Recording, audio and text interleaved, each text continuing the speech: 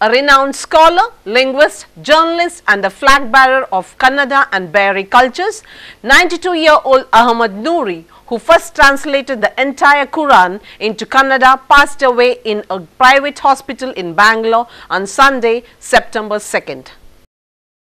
Born and brought up in Bangalore, he had settled in Bangalore. He leaves behind relatives and scores of well-wishers and fans. 1978, as part of six-member team, Noori translated the Quran into Kannada under the title Divya Quran.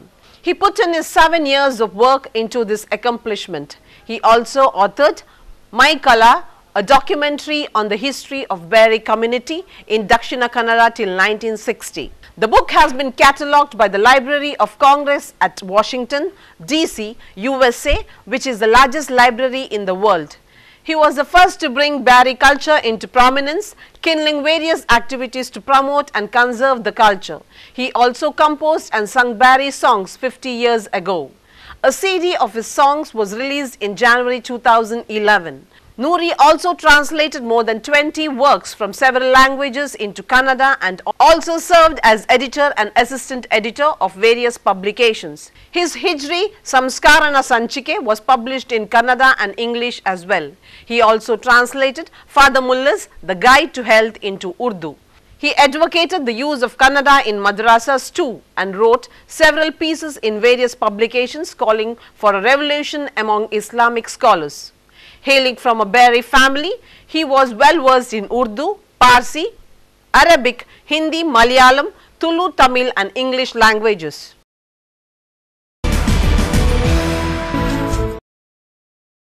At London Paralympics, Blade Runner South Africa's Oscar Pistorius in 200-meter track and field won gold with world record time 21.30 seconds.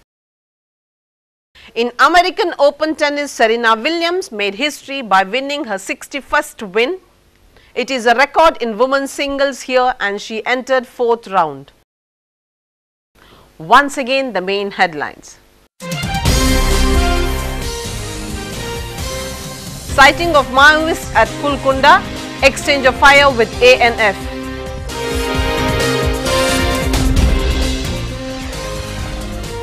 War battle debate competition, Little Rock emerges champion.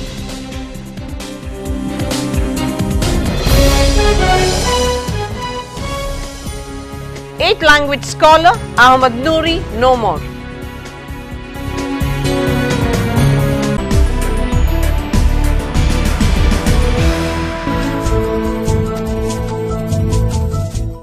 This is all in this edition. For more news, keep watching V4 News 24/7 or you may also log on to www.v4news.com.